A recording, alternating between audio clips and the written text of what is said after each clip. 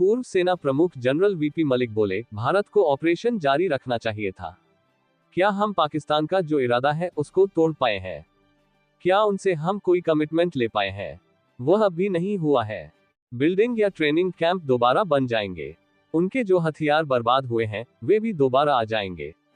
Operation सिंदूर को लेकर शायद सरकार को मेरी सलाह होती कि एक दिन और ऑपरेशन जारी रखना चाहिए था। अगर कोई पॉजिटिव राजनीतिक बयान पाकिस्तान से आता, उसका इंतजार करना चाहिए था। उस दौरान शायद हम थोड़ी और चोट पहुंचाते। ये बात कोई और नहीं, भारतीय सेना के पूर्व प्रमुख जनरल वेद प्रकाश मलिक कह रहे हैं। इन्होंने पाकिस्तान के खिलाफ कारगिल युद्ध में सेना का नेतृत्व किया था। उन्होंने बीबीसी हिंदी से कई मुद्दों पर बातचीत की है और पहलगाम हमले के बाद, ऑपरेशन सिंदूर और उसके बाद भारत पाकिस्तान के बीच संघर्ष पर अपनी राय खुलकर जाहिर की। अब किनसे खतरा है? 16 मई को भारत के रक्षा मंत्री राजनाथ सिंह ने गुजरात के भुज एयरफोर्स स्टेशन का दौरा किया था। इस दौरान उन्होंने दावा किया कि पाकिस्तान ने भारत द्वारा नष्ट किए गए अपने आतंकवादी ढांचे का पुनर्निर्माण शुरू कर दिया है।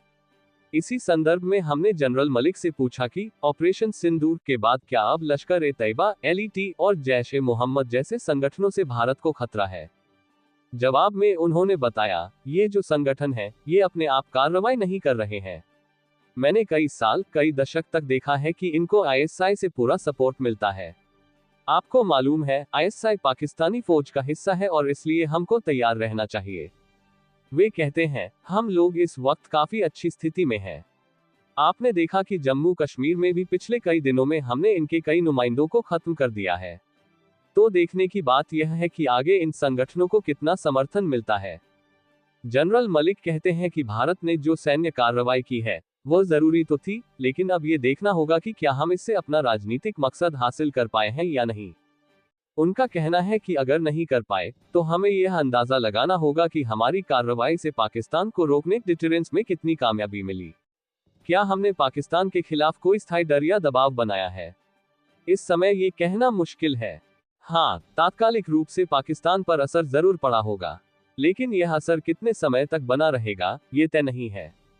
जनरल मलिक का कहना है, जब मैंने कहा था कि शायद हमें 24 घंटे और अभियान चलाना चाहिए था तो उसका मतलब यही था कि हमें इस डिटरेंस को और मजबूत करना चाहिए था।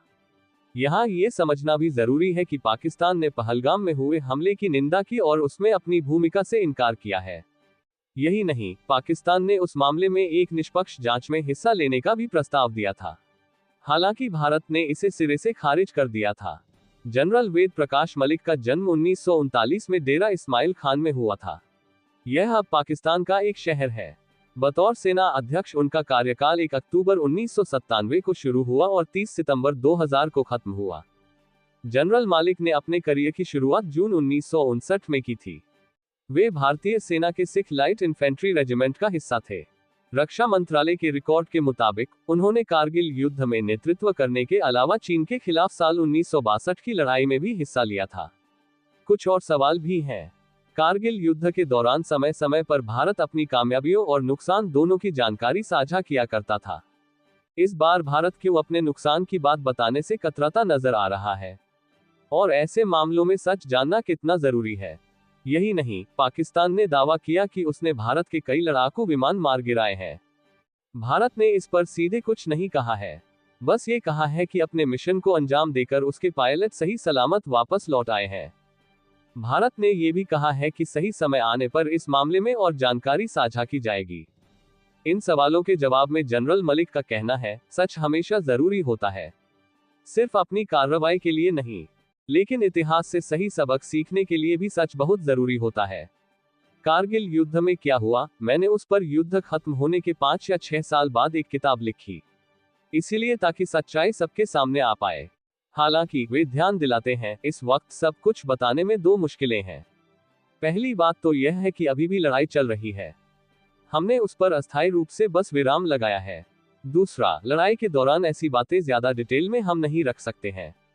ये जो नुकसान की बातें हैं, ये थोड़े दिनों बाद जब ठीक मौका मिलेगा तब सामने आएंगी। इसमें मुझे कोई शक नहीं है कि भारत उसको छिपाकर नहीं रखेगा।